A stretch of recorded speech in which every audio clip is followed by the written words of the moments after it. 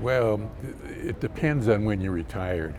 Now, the main issue that's facing retired players who our group represents, which is anybody who played up to the year of 2013, our group is the Pro Football Retired Players Association. Those people played at a time when the vast majority of them didn't make very much money. So they are looking at life having taken over and gone through divorces and made poor investment decisions. And so the main thing for them is financial stability and medical and health care. Like, for instance, our group, the Pro Football Retired Players Association, when we came into existence, we did some research and determined that there were two areas that were not being provided, two health areas not being provided by the NFL, by NFL teams, or by Medicare. And those two areas were dental and vision care.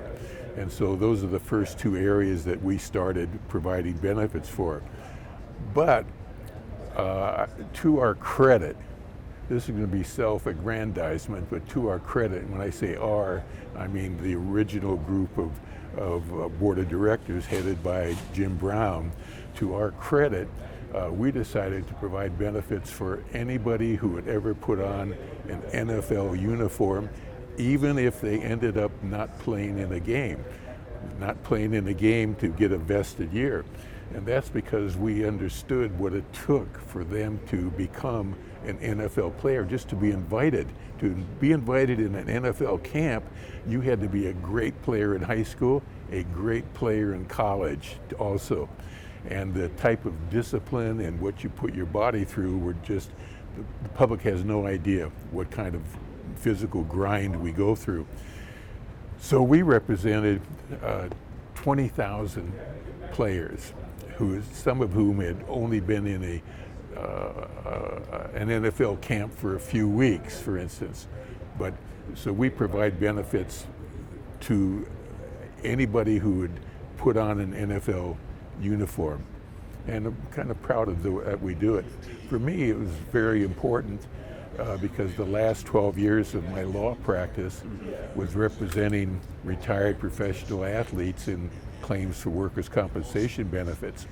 And in doing that, represented men and women, but in football, we would put the athletes through, the former athletes through extensive medical evaluations, brain imaging, CAT scans, x-rays.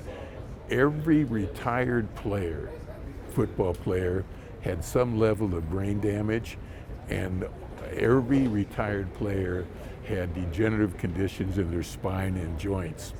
And so it was just gratifying for me to be able to continue to help out players like that. Players prior to 93, after 93, they added a few more zeros behind that one, which they didn't have prior to 93. So the guys prior to 93, there was quite a few of them in a sense, that may need some minor assistance, either medical or vision or anything, something of that nature. So we, the Pro Football Retired Players Association, manages the revenue from the suit, and what we're attempting to do, or have done rather, is to institute a insurance for those players along with their spouses. It's giving them that support that they may need, which they can't get from other leagues. Now the other part of the other side of it is the current situation, and if a guy needs what we have, then he didn't play.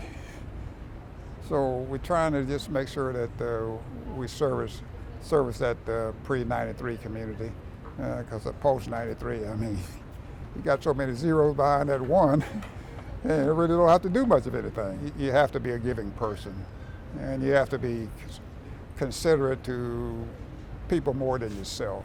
It's not a selfish deal. If you get into it for yourself and what the PR is going to, it's not supposed to be that way.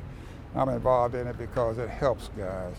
And I made a commitment to myself long before I got to be a professional athlete that if I ever acquired any notoriety, that I would use it to help people that may not be able to help themselves. So that kind of brought me to this forefront.